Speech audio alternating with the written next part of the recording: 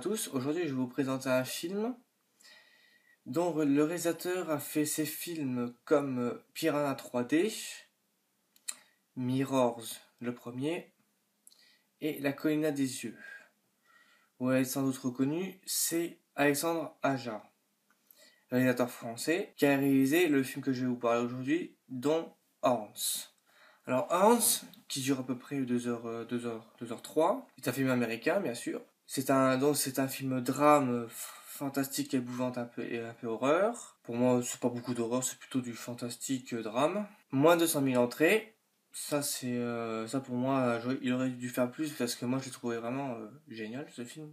Je vais vous en parler. Le réalisateur là, maintenant, il a fait vraiment des bons films. Piranha, c'est vraiment un bon film aussi. Mirror, c'est vraiment un très bon film d'horreur. Et La colline des yeux, moi je l'ai pas trop bien, je l'ai pas vu, alors je peux rien vous dire. Alors, que dire du réalisateur? Ce réalisateur-là est un bon réalisateur. Il s'est battu pour avoir la réalisation de Hans. Et pour dire aussi, quand il a vu le script, il s'est dit, allez hop, moi je vais le faire tout de suite, voilà. Maintenant, on va parler du casting. Alors, très bon casting. Comme vous l'avez bien reconnu, il y a Daniel Radcliffe dans le rôle de Ig Perich. Il y a Juno Temples qui joue le rôle de Mérine. Il y a Max Minghella qui joue le rôle de Lee Tourneau. Il y a Joe Anderson qui fait Terry Perich, le grand frère de Ig. Il y a aussi James Remar qui joue le rôle d'Eric, le père. Et il y a Kathleen Quinlan qui joue le rôle de Linda, la mère. Et il y a aussi Kelly Garmer qui joue le rôle de Glenna. Il y a aussi Ishtar Graham qui joue le rôle de Veronica. Et il y a aussi David Morse qui joue Doll Williams, le père de Mérine. Alors, ces acteurs-là ont vraiment très bien joué. David Morse, il a fait quand même une bonne impression dans ce film. Moi, quand je l'ai vu, je me suis dit, ah tiens, il y a David Morse. Bah, moi, je trouve ça vraiment génial.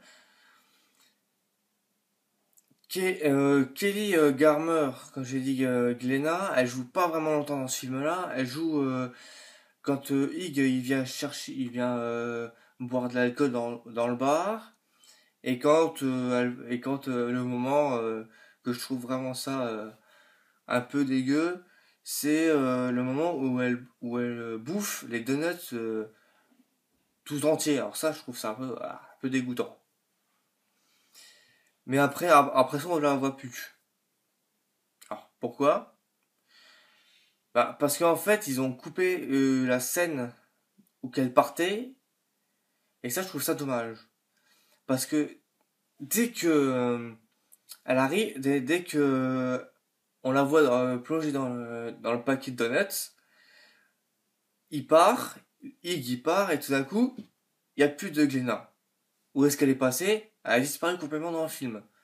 Alors ça, je trouve ça quand même un peu con.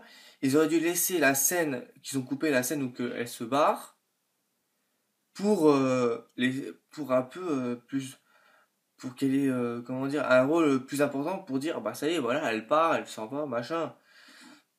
Alors que là, on la voit dans le donut et après on la voit plus. Où elle est passée, dites-moi. Alors, Daniel Radcliffe, tiens, vraiment un beau rôle.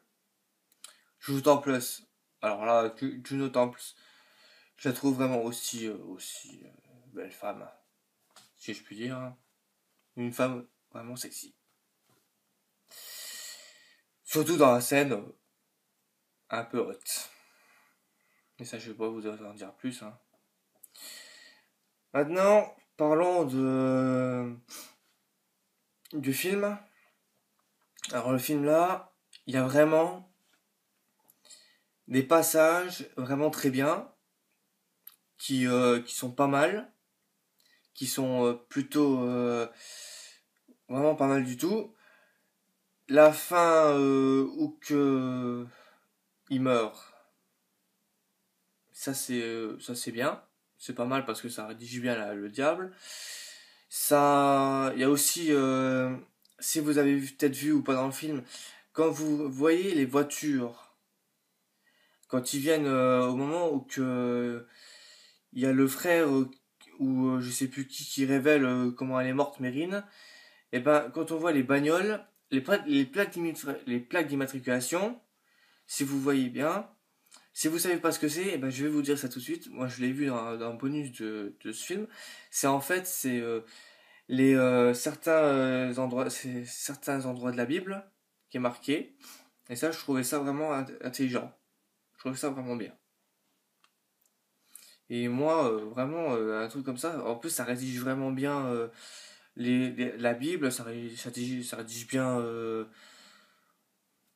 plein de trucs. Moi, je trouve ça vraiment, vraiment un bon film ou que, moi, ce que j'adore aussi, c'est quand ils sont ils sont chez le médecin, le Hig, vu qu'il a ses cornes, voilà, il se trouve un matin, pour dire, je recule un peu dans le film, c'est qu'un matin, on voit quand il dort, on voit qu'il y a des trucs qui commencent à pousser. On se dit, eh ben, comme ça, qu'est-ce qui va se passer? C'est qu'il va se passer que tout le monde, ils vont avoir une allure bizarre. C'est-à-dire qu'ils vont dire tout ce qu'ils ont sur le cœur. Ils vont dire tous les trucs qui devraient normalement pas dire, mais ils vont le dire. Et ça, c'est vraiment, moi, je trouve vraiment ça marrant. Surtout chez le médecin. Quand ils sont en... L'autre, il est en attente en train d'écrire le Hig, il dit, vous pouvez... l'autre femme là, qui est derrière le guichet, elle dit, vous pouvez pas faire peut-être votre petite peste, la fille. Alors ça, j'ai adoré. Ça, j'ai vraiment kiffé. Même la scène dans quand Hig, il est endormi, et à la fin, quand il les voit tous les deux s'envoyer en l'air, là, les deux, je trouvais ça vraiment... Oh, pas mal du tout. Je trouvais ça vraiment pas mal. Maintenant, en parlant de tout, c'est vraiment pas mal. Le, le niveau où la petite histoire avec les gamins, enfin, eux gamins, je trouvais ça vraiment pas mal aussi. Ça rédige bien comment ils sont devenus amoureux, Hig et Mérine. Comment l'autre il est tombé dans la drogue. L'autre il s'est fait. Comment dire? L'autre aussi, il a aimé Mérine, c'est celui qui s'est fait exploser les doigts là, avec la bombe. Moi, je trouvais ça vraiment une bonne histoire d'amour aussi. Alors à la fin, je vous dis pas quand il y a eu la révélation avec la lettre de Mérine, pour dire, j'ai versé quelques larmes parce que vraiment, j'étais vraiment subjugué parce que on pensait pas vraiment ce qu'elle avait. On pensait pas vraiment dire, oh, elle avait ça, c'est vraiment incroyable. Moi, je pensais pas. Enfin bref, voilà, hein. C'est comme ça que j'ai vraiment bien aimé ce film. Il y a vraiment plusieurs passages de Bible là-dedans. Il y a plusieurs passages de... comment dire ça?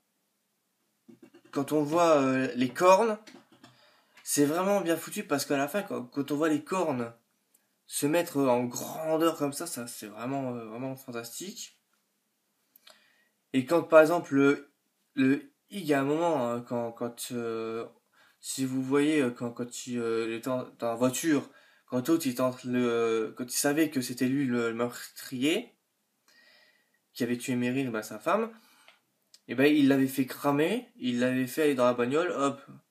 Et moi je trouve ça vraiment bien foutu quand il revient chez Mérine et quand le père il lui redonne le collier avec la petite croix et quand il redevient comme avant, ça je trouve ça vraiment waouh, fantastique. Je trouve vraiment ça très bien. Même quand il enlève à la fin et quand il meurt, alors ça c'est vraiment beau. C'est vraiment bien fait. Bon ben maintenant, je trouve ça vraiment dommage en parlant du. Maintenant, je vais parler un peu du milieu. du nombre d'entrées. Je trouve ça un peu con que ça a pas fait plus d'entrées que ça. C'est vrai que les pubs, tout ce qui passe à la télé, tout ça, ils ont pas vraiment parlé beaucoup de Horns.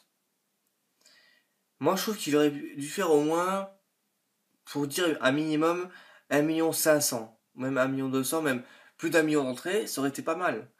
Mais là, quand j'ai vu moins de 200 000 entrées, je me suis dit, pourquoi? Je me suis dit, c'est pas possible. Un film dont le réalisateur a fait Piranha, Mirrors et Colina des yeux, normalement, ils auraient dû quand même faire un peu plus d'entrées. Ça, je trouve ça dommage. Enfin, je parie que vous aussi, vous trouvez ça dommage que ça n'a pas fait beaucoup d'entrées. Voilà. Bon, ben, tout ça se termine.